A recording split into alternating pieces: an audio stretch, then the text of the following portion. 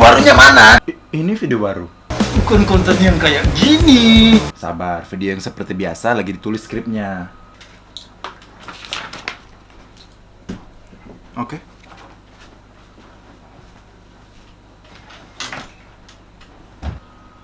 Tidakkah kalian tahu bahwa saya mempunyai video baru di Instagram saya?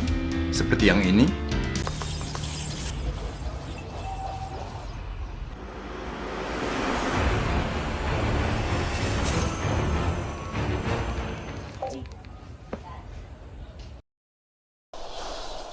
Launch attack!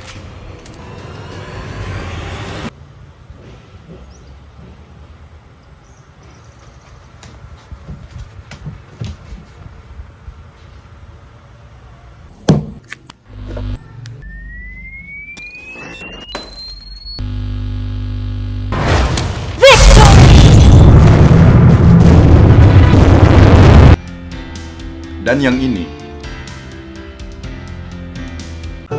Nama saya Marcel Tatigo.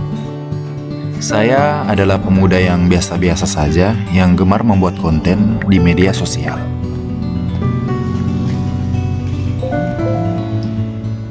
Suatu hari video postinganku viral dan mendapatkan views dan likes yang banyak. Aku seperti mendapatkan energi dari sana. Semakin ku posting, followersku semakin meningkat. Penghasilanku pun bertambah. Dan aku merasa tak tertandingi. Udah lapor pajak belum?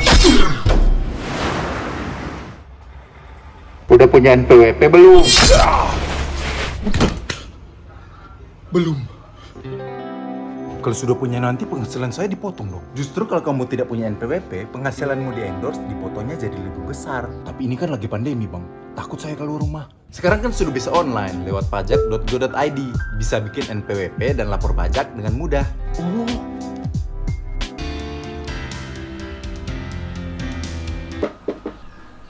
Gimana? Terkonsep nggak tadi? Mantap kan? Jadi video yang kedua itu terinspirasi dari pengalaman pribadi ya. Jadi waktu itu saya kayak tempat duduk 1 juta subscribers di mana? Di sini. Ya. 1 juta subscribers, bro. Wah, kebetulan, Bang. Saya mau kasih sponsor nih. Tapi Bapak udah punya NPWP kan?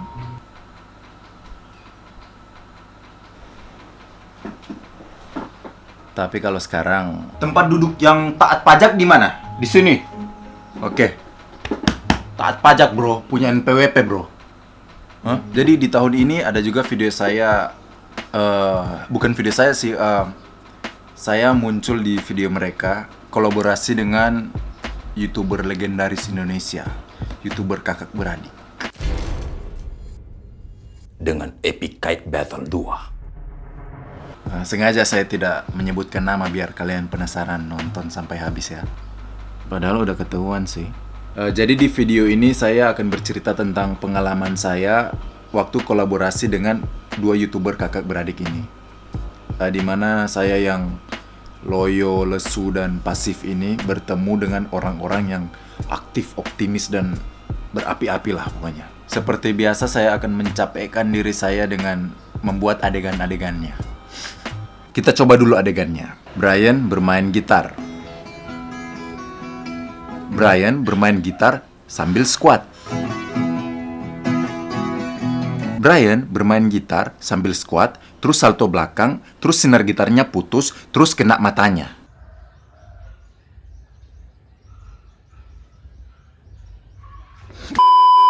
Jadi sekitar 1 bulan yang lalu, saya dihubungi oleh seorang YouTuber yang mana adalah si adiknya melalui teks WhatsApp untuk diajak kolaborasi.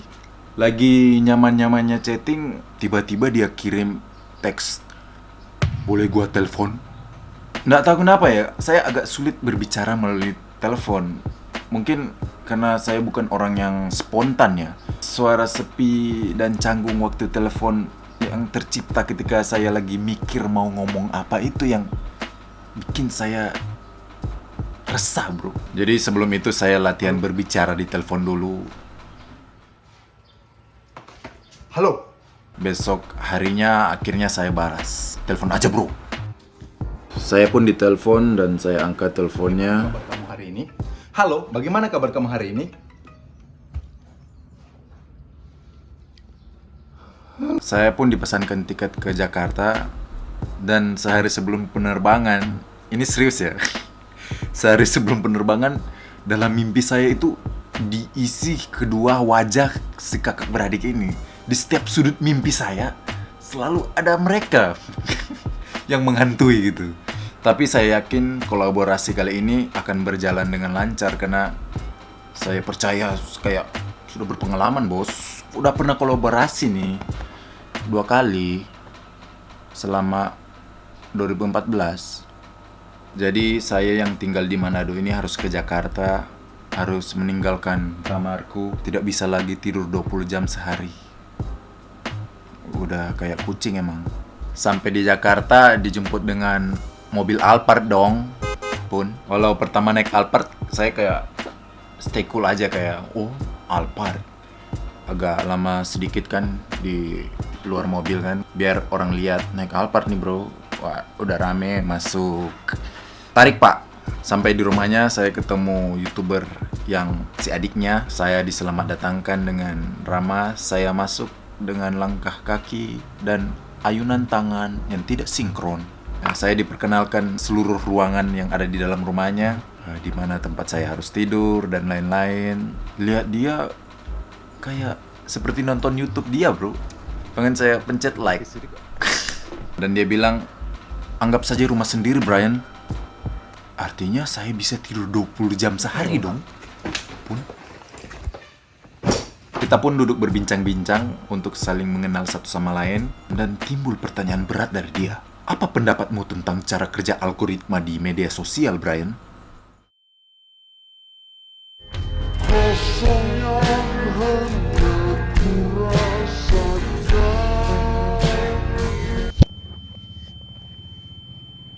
Anggota tim kreatifnya mulai bermunculan satu persatu. Saya di sana makin canggung. Saya harus duduk di mana ini? Jangan-jangan ini tempat duduk mereka. Jangan-jangan ini mereka di sini. Si YouTuber ini pun mulai bernyanyi sendiri dengan agresif. Saya memperhatikannya dengan mencoba senyum. Senyum menikmati. Saya diajak nonton bareng filmnya di Netflix. Kapan lagi bro nonton film sama aktornya? Lagi seru-serunya nonton filmnya kan, tertawa terpingkal-pingkal. Di stop filmnya. Katanya udahan dulu. Pada saat itu juga saya pulang ke Manado. Enggak. Saya memutuskan untuk tidur 20 jam. Waktu itu masih siang ya saya tidurnya. Bangun-bangun udah gelap, terdengar keramaian di lantai bawah. By the way, kamarnya ada di lantai atas ya. Saya dengar suara kayak lagi orasi di bawah. Ramai sekali. Saya perlahan turun tangga tanpa suara agar tidak dinotis. Baru satu langkah kecil sekali, tatapan mereka sudah ke saya semua. Dengan tatapan mereka ke saya, tiba-tiba saya lupa cara berjalan bro. Di sana udah ada YouTuber yang si kakaknya, ada Ferry Irwandi, Sarah dan Osi, dan para tim kreatifnya lengkap. Mereka ternyata lagi brainstorming untuk video yang akan dibuat. Mencoba diri untuk santai, duduk dalam kerumunan mereka. Masing-masing dari mereka memberikan ide-ide yang brilian saat brainstorming. Si Ferry kasih ide. Dua YouTuber kakak beradik kasih ide. Sarah dan Osi. Saya.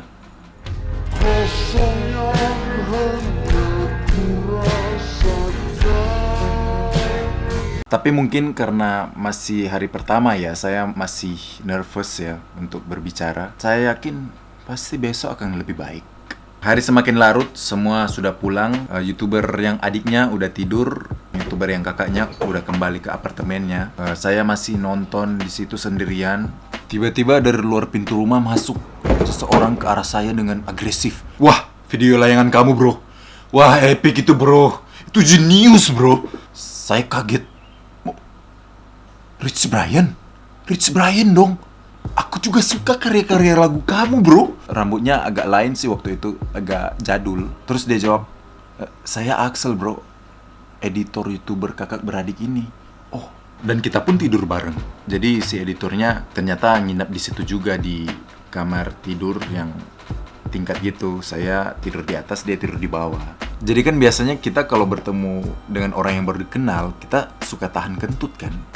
Nah, saya seharian bertemu dengan orang yang baru dikenal. Tahan kentutnya juga seharian, bro. Kesempatan emas buat kentut itu adalah saat di kamar sendirian. Udah seharian, bro, saya tahan untuk nanti ku bombardir di kamar. Tapi ternyata saya tidur tidak sendirian, bro.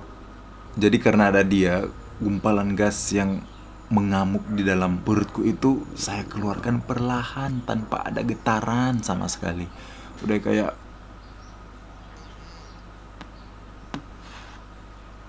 Nah, saya selalu berusaha untuk tidak jaga image ya waktu bertemu dengan seseorang yang baru dikenal. Tapi sistem dalam tubuh saya seperti kayak mengaktifkan secara otomatis mode jaga image itu. Saya pengen kalian tahu kalau saya bermoral, bro.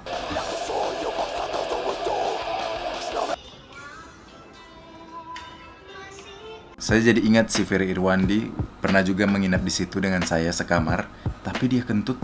Izin dulu, bro. Bren, saya kentut dulu ya. Kenapa saya tidak pakai teknik itu ya dari awal? Bincang-bincang sama beliau itu si Ferry tidak pernah berakhir, bro. Semua topik dilahap. Mau gaming, musik, sosial, olahraga, film. Sampai saya cari topik yang dia tidak tahu. Dia tahu, bro. Saya tanya, siapa kamu? Aku adalah jin. Enggak. Dia hanya warga sipil. Hari kedua saya bangun pagi, saya dengar ada teriakan-teriakan di lantai bawah. Saya turun dengan masih meraba-raba keadaan. Keadaan itu memaksaku menyaksikan dua pemuda telanjang dada yang sedang berolahraga dengan desahan agresif. Yang ternyata adalah si YouTuber dan editornya. Oke, saya pura-pura tidak melihat dan lewat dan berkata, anggap saya tidak ada ya. Malah Bren, rekamin kita dong. Ya, saya rekamin mereka sedang berolahraga. Hari-hari berikutnya saya mulai beradaptasi. Saya yang lusuh dan pasif ini mulai terbiasa dengan menyaksikan si YouTuber yang adiknya dan si editor ini bergerak aktif dan cepat setiap hari. Dan saya mulai berbincang dengan mereka. Namun kadang saya mencoba untuk menyusul cara ngobrolnya mereka karena mereka ngobrolnya terlalu cepat untuk saya. Dan saya sudah mulai bisa kentut bebas di mana-mana. Sampailah saat sesi brainstorming berikutnya, penulisan skrip bagian saya. Hari itu YouTuber yang kakaknya datang, si adiknya juga ada, timnya lengkap. Mereka mulai menghantam keyboard dengan beberapa ide mereka, dan saya pun diminta untuk memberikan ide. Dalam hati saya bisa. Saya pernah menulis skrip juga. Saya pun hari itu juga memberanikan diri dan berdiri dari kursi untuk menumpahkan dan menyumbang ide-ide saya ke dalam skrip. Saya mempraktekkan semua teori-teori penulisan yang saya pelajari semalaman di internet. Saya memakai teknik penulisan dengan filter hiperbola, wordplay, misplaced focus, sarkastik, meta humor. YouTuber kakak beradik ini berdiri dan memberikan tepuk tangan kepada saya. Tanpa saya sadari, ternyata hari itu saya diawasi oleh orang yang bekerja di bagian perfilman. Saya pun dihubungi oleh salah satu produser film terbesar di Indonesia dan ditawarkan menulis dan menyutradarai sebuah film apapun yang saya suka. Kejadian hari itu membuat saya tidak percaya. Karena memang bukan itu yang terjadi. Tingkat kepercayaan diri saya sangat rendah. Speech skill saya -1 kalau di game Skyrim atau di game Fallout. Yang terjadi adalah saya terdiam kaku. Saya selalu berusaha menghindari setiap tatapan dari YouTuber si kakak ini, karena tatapannya mengingatkan saya sama dosen saya waktu mau kasih pertanyaan. Lirikan matanya itu udah kayak lampu sorot menara di penjara. Jadi jawaban saya hanyalah, wah, udah bagus tuh bang. Proses penulisan skrip pun selesai, kita reading dan lain-lain, semua lancar. Hari-hari berikutnya saya sudah lebih terbiasa. Proses syuting pun selesai. Ada Moke yang sangat membantu. Moke. Mereka kalau bikin video YouTube aja udah kayak bikin film, bro. Semua lengkap. Sampai suatu saat saya dan editornya membuat sebuah lagu. sebuah mahakarya yang kita ciptakan. Ini dia.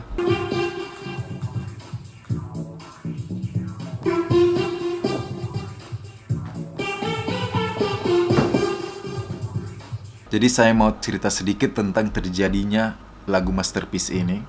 Jadi tengah malam hanya saya dan dia di rumah itu. Axel si editor ada di ruang editing.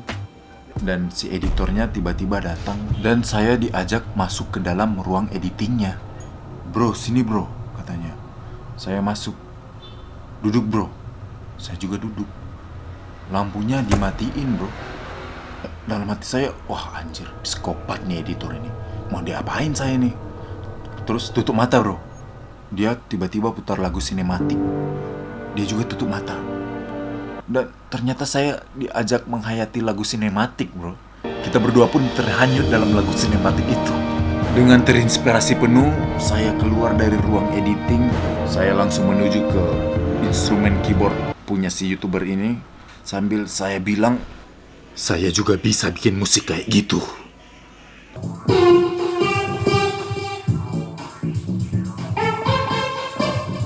Dan si editor ini, si Axel, pun menghayatinya.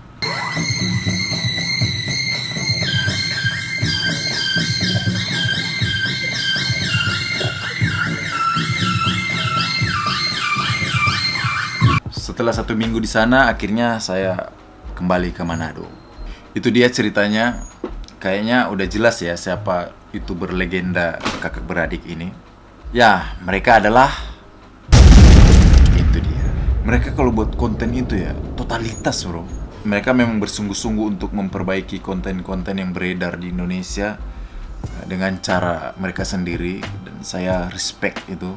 Kalau pengen lihat video hasil kolaborasi saya dengan mereka, ada di link di deskripsi di bawah ya. Konten saya yang seperti biasa, sedang saya tulis skripnya. Tunggu aja tanggal mainnya. Itu aja. Thanks.